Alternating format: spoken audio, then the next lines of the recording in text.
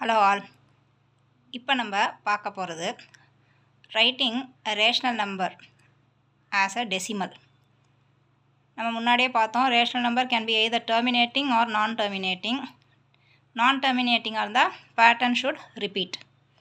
So இப்போ 3/4 ஒரு number இருக்குன்னா அதை நீங்கள் சிம்பிள் டிவிஷன் மூலமாகவே அதோட டெசிமல் ஃபார்ம் 0.75 அப்படின்னு சொல்லலாம். 1/8னா 0.125, 1/2னா 0.5, 1/4னா 0.25 இந்த மாதிரிலாம் நீங்கள் சொல்லலாம். ஸோ இதெல்லாம் டெர்மினேட்டிங் ரேஷ்னல் நம்பர்ஸ். நான் டெர்மினேட்டிங் அப்படிங்கிறது ஒரு எக்ஸாம்பிள் பார்த்தோன்னா 1/3, 1/6 இதெல்லாம் இருக்கும். இப்போ 1/3 அப்படின்னு பார்த்தா அது வந்து 0.3333ன்னு வரும். இதை ஏன் நம்ம வந்து ரேஷ்னல் நம்பர்னு சொல்கிறோம் அப்படின்னா இந்த இப்போ 1 வந்து நீங்கள் 3ஆல் டிவைட் பண்ணுறதே ஸோ ஃபஸ்ட்டு உங்களுக்கு வந்து 0 அப்புறம் அடுத்த 10ன்னு எடுத்துட்டேன்னா 3 3s are 9 வரும். அப்போ ரிமைண்டர் 1 வரும். ஸோ அந்த ரிமைண்டர் இட் கெட்ஸ் ரிப்பீட்டட். அடுத்தது போட்டாலும் அதேமாதிரி இந்த 1 வந்து ரிப்பீட் ஆகிட்டே போகும். ஸோ இதனால் இதெல்லாம் வந்து நான் டெர்மினேட்டிங் ரேஷ்னல் நம்பர்ஸ்.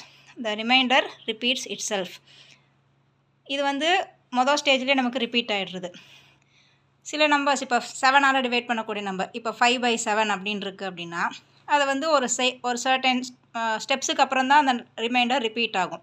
இப்போ இந்த கேஸில் பார்த்திங்கன்னா ஃபஸ்ட்டு ரிமைண்டர் 5 வருது, அப்புறம் வந்து 1 வருது, அதுக்கப்புறம் வந்து 3 வருது, அப்புறம் வந்து 2 வருது, அப்புறம் 6, அப்புறம் 4,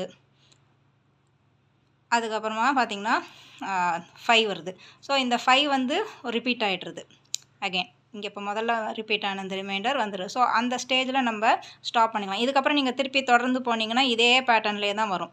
ஸோ 0.714285, அப்புறம் 714,285 இந்த 5 வந்து உங்களுக்கு ரிப்பீட் ஆகிடுறது.